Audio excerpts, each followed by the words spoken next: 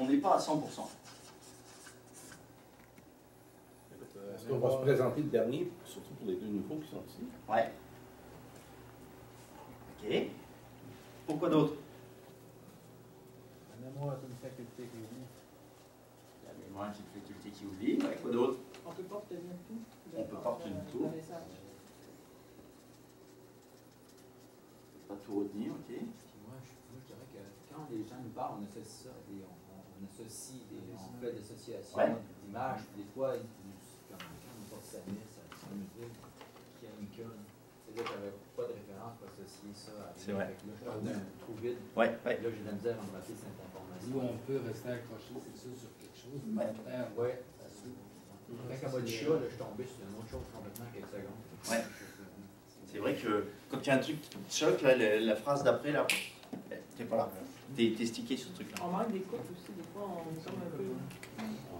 On pense à d'autres choses, on est dérangé de la concentration. Bien sûr. On improvise. Souvent, qu'est-ce que je trouve, moi, pour façonner, c'est trop des noms parce que je suis anglophone, je cherche à voir si je peux voir le monde dans ma tête, là, ça colle. Puis des fois, surtout, ben, comment, de faire de même, je le voyais plus, là, donc là, c'est vide pour moi. Ouais, c'est ça. Oui, il y a la langue, effectivement. Ça, c'est une barrière aussi. Il y a une minute, c'est pas long. Il y a le temps, ouais. Imagine, des fois, tu es avec un producteur pour 2 heures, 3 heures, 4 heures, puis tu te souviens qu'est-ce qu'il a dit dans les premiers 5 minutes. Est-ce que le bruit vous a gêné? Parce qu'on a tous parlé en même temps aussi. Hein? Ouais. Ouais. Bon, tout ça, vous avez raison, c'est ce qui fait que on vous met 100% dans l'oreille, et en moyenne, on se balade à, allez, on va dire 80%. Donc on a perdu 20% de l'information, à cause de tout ça. Dans la vraie-vie, on s'entend que là, on a perdu 20% sur des choses qui se sont passées dans un laps de temps assez court, et sur des choses qui sont pas compliquées, c'est-à-dire qu'il n'y a pas de langage technique. Alors oui, il y a 2-3 villes, 2-3 choses comme ça, mais il n'y a pas de langage technique, il n'y a pas tous ces trucs-là. Mais imaginez maintenant, on est avec un producteur. Il y a du bruit. On a plus ou moins de temps pour l'entendre. Il a plus ou moins un accent de région un peu fort, etc. On a la même écoute que d'habitude. On a tous...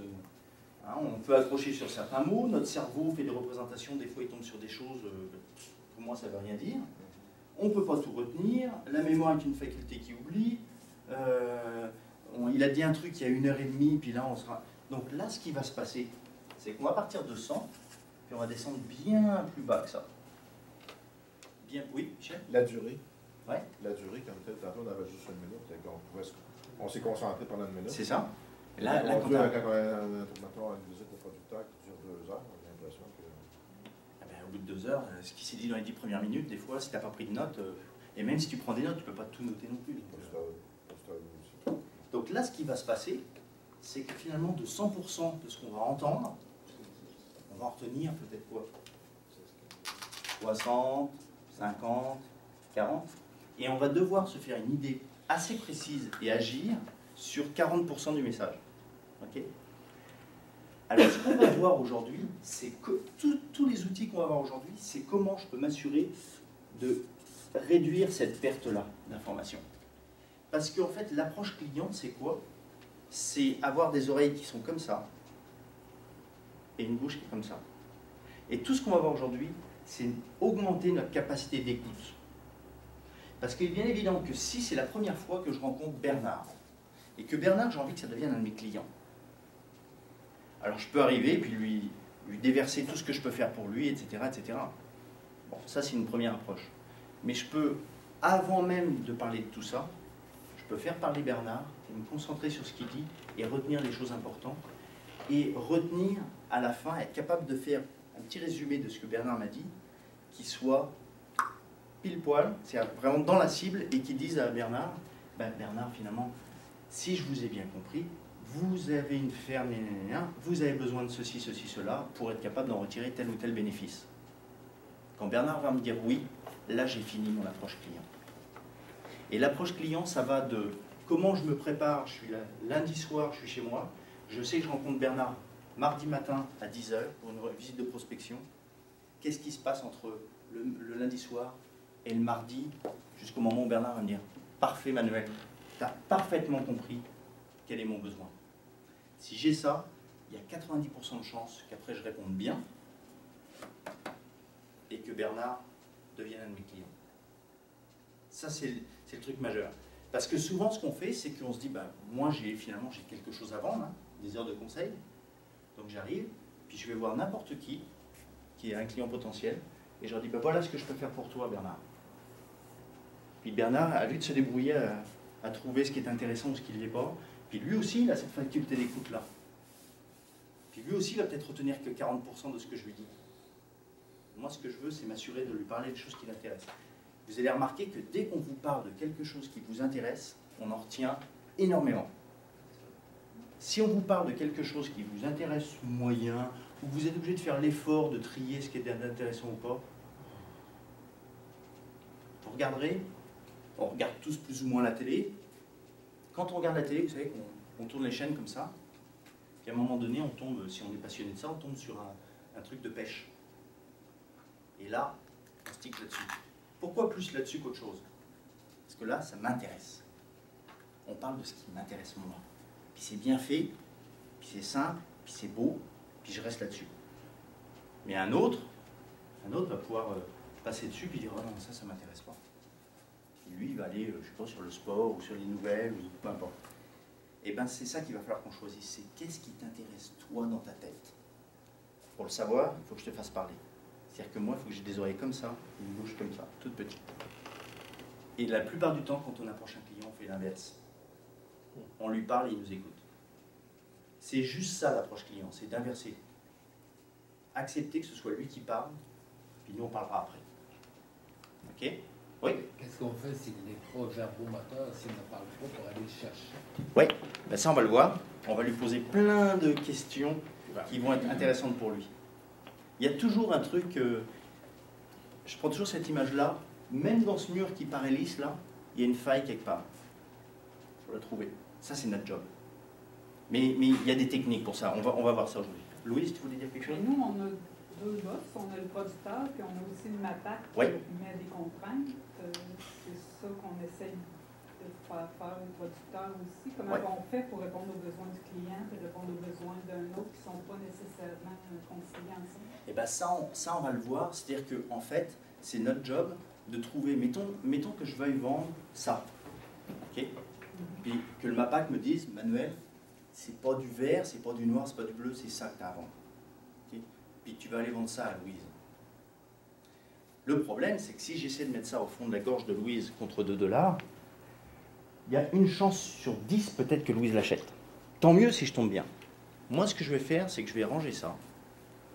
Puis je vais aller parler avec Louise. Puis je vais essayer de savoir ce qui l'intéresse. Comment ça marche dans sa tête. Et quand je vais avoir compris que Louise, ce qu'elle veut, c'est quelque chose pour écrire qui soit safe, qui ne fasse pas de traces sur les mains, et puis que quand on passe, on puisse l'effacer, là je vais lui sortir ça. C'est-à-dire que je vais lui faire naître un besoin et je vais lui répondre comme ça, plutôt que d'amener ça, qui est une contrainte finalement. C'est ça l'approche client. C'est tu vas me dire par la porte ou par la fenêtre, qu'est-ce qui t'intéresse, de quoi tu as besoin. À partir de là, c'est simple. Oui? Moi, j'aimerais savoir, est-ce qu'on va explorer un petit peu le besoin à contradiction? Tu as des clients, des fois, qui sont dans leur langage ou dans leur... quand ils discutent, ils nous présentent des choses, mais on sent une contradiction. Ils nous disent oui d'un côté, mais de l'autre côté, c'est non. Est-ce qu'il y a une approche comme ça? De quelle façon on peut... Ben, en fait,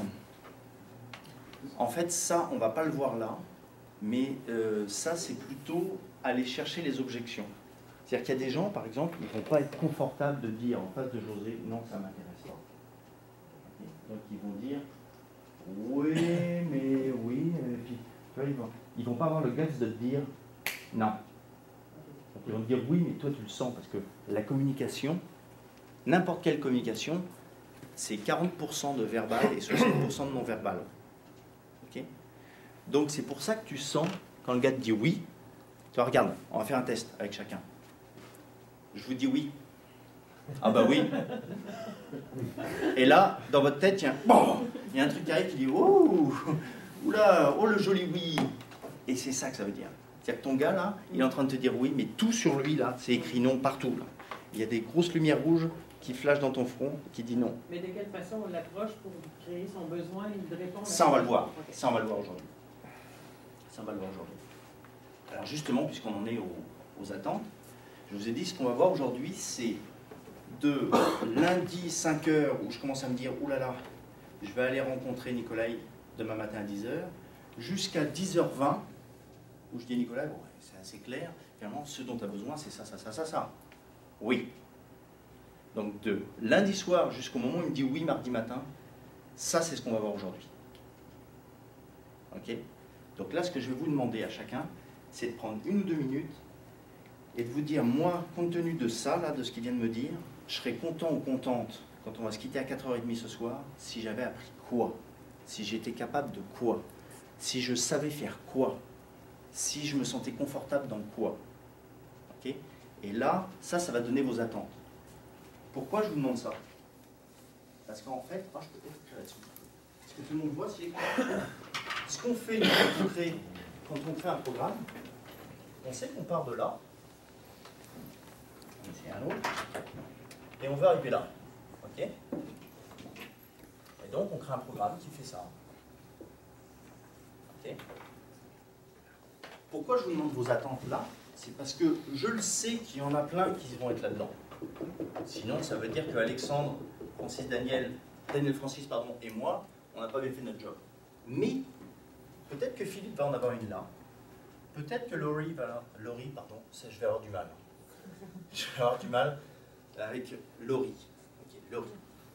Laurie va en avoir une ici, Alexandre une ici, et Paul et Louise une ici. Peut-être que Marianne va en avoir une là. Bon, mais je préfère le savoir. Parce que moi, en cours de route, j'ai jusqu'à 4h30 pour faire des petits détours et aller chercher le maximum de vos attentes. Et si à la fin, parce que c'est un des derniers trucs qu'on va faire, on reviendra sur vos attentes et je vous demanderai si oui ou non on a réussi. Okay? Parce que pour ça, c'est vraiment important. Pas qu'on ait réussi, mais que je l'ai su dès maintenant pour pouvoir aller les chercher.